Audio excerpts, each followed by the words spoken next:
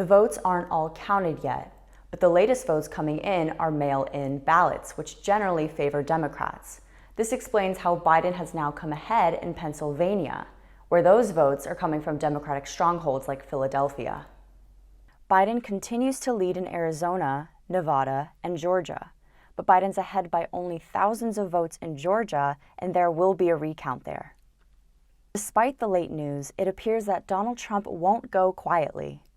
After not appearing for 2 days, the president took the stage in the White House briefing room last night to contest the current election results and accuse his opponents of fraud, calling them a corrupt Democratic machine. Going to end up perhaps at the highest court in the land, we'll see.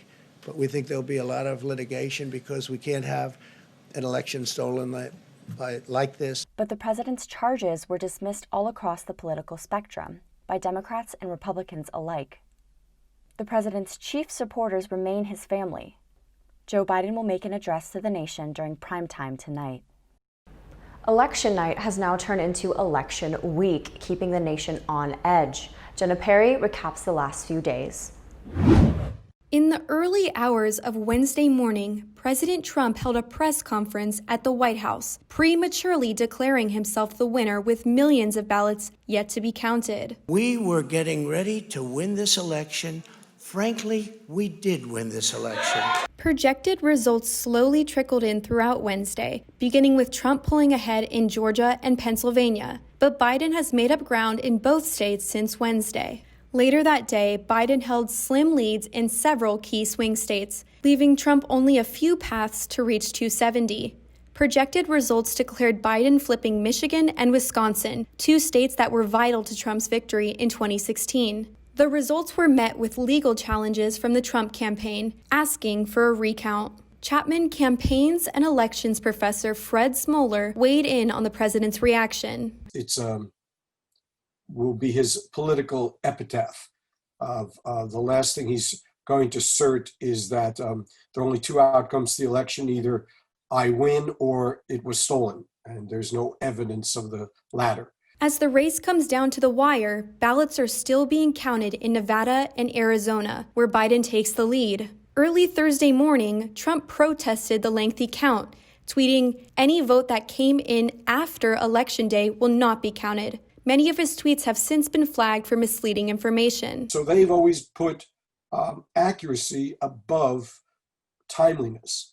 This is a complete false deadline. Biden's margins are much thinner than national polls predicted, many expecting Trump's chaotic COVID-19 response to be his downfall. What the election is showing is that there are 2 schools of thought about what's the greatest threat to America. One school of thought is that the virus is the greatest threat. The other school of thought, the Trump school, is that the damage to the economy is the greater threat. The 2020 election has proved unprecedented in many ways, Biden breaking the record for the popular vote with more than 70 million. In one way, we've reaffirmed democracy. We had a very healthy turnout, probably an unprecedentedly high turnout. One of the great things about the election is just this outstanding turnout by people between 18 and 29. If Biden does pull out a victory, he'll have 18 to 29-year-olds to thank. For Chapman News, I'm Jenna Perry. Thanks, Jenna. The effects of the election are far from over. And with the prospect of lawsuits and court action ahead, many voters are anxious. And as Nicole Zedek reports, that anxiety may have started months ago. Millions of Americans are on edge, and they've been feeling this way for months now. There's something called anticipatory anxiety, which is what has been going on now for a few weeks, not knowing what this day or this outcome is going to be like. A recent report from the American Psychological Association found nearly 70% of Americans say the presidential election is a significant source of stress. And this is bipartisan, with 76% Democrats and 67% Republicans reporting election anxiety. This stress can manifest in multiple ways as people have different reactions to election outcomes. For some, they do go into that sort of fight or flight mode where they want to do something and take action, sometimes in not always a healthy way. In preparation for possible unrest, cities across the country boarded up shops and businesses before the election. Multiple cities enlisting the help of the National Guard as well. Chapman Student Psychological Counseling Services offered post-election day therapy, and Chapman has also hired 6 new interns, citing an increase in appointment requests since March. We are stressed. We are months into a pandemic, and it's really pushed everybody to the limit. Waiting in lines, wearing a mask, and being isolated from others all add to the stress of daily life. But is this added stress a part of our new normal? I would hope that we're able to adapt to figuring out how to manage all these uncomfortable feelings and all of this stress. I really hope the new normal does not involve this level of distress. To help cope with distress, Dr. Chase recommends taking care of yourself by exercising, socializing with friends and family, and seeking professional help if needed. For Chapman News, I'm Nicole Zedek. Thanks, Nicole. That widespread anxiety has manifested itself into many different forms, including a dramatic increase in gun sales. Colette No has a report. Americans braced for social unrest for months leading up to the election.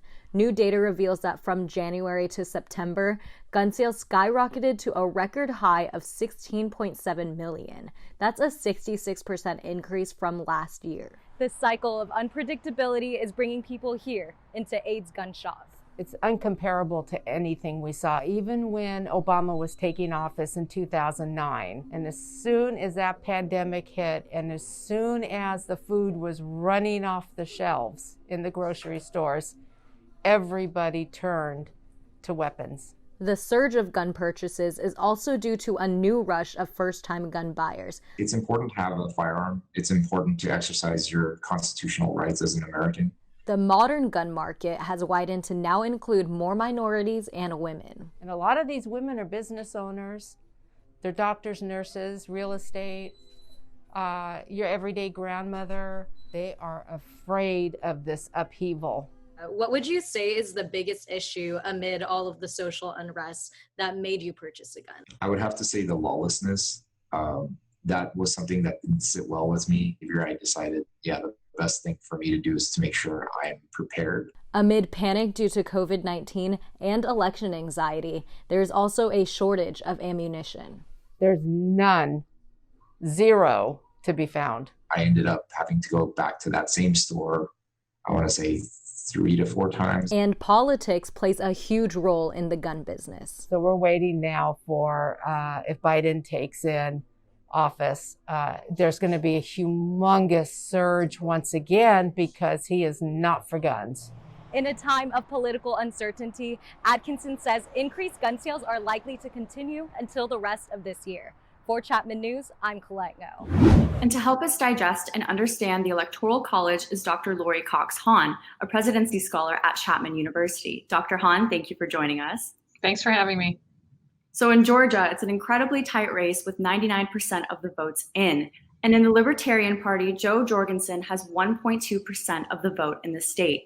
That said, how much of an impact does voting for a third party have on the election outcome? It does when the vote is this close. It's similar to what happened in Florida in 2000 because you had 2 smaller party minor party candidates, Ralph Nader and Pat Buchanan, who took some of the vote, and the official tally in Florida was 537 votes. But obviously, when the margin between the 2 major party candidates is so small, and you have a third party candidate getting way more than that, then that's going to make people talk about that aspect of it. And going off of that, political experts have predicted that there are 9 scenarios in which Biden will win, 3 in which Trump will win, and 1 in which the 2 will tie. As a political scholar, how do you see the results playing out? Right now, we don't know for sure, or at least we don't know officially, but it looks like Joe Biden will prevail. Mm-hmm. And no matter the election outcome, it seems half of the country will likely consider the results fraudulent. What kind of impact will this have on U.S. history and democracy at large? I think the bigger issue right now isn't so much who prevails in terms of the Electoral College, who was sworn in as president on January 20th. It's the fact that, like you said, half the country is going to see this as illegitimate, whether it is or not. And so whoever is president, and it's looking more likely that it will be Joe Biden, the biggest challenge that he will face is being able to reach out across the aisle and to regain the trust of the American public in terms of the governing that has to take place. And Dr. Hahn, thank you so much for sharing your election expertise with Chapman News, and we do look forward to having you back in the future. So do I. Thanks. As ballots continue to be counted in battleground states, Chapman News will keep you updated when election results roll in. I'm Jasmine Sani. Back to you, Melissa.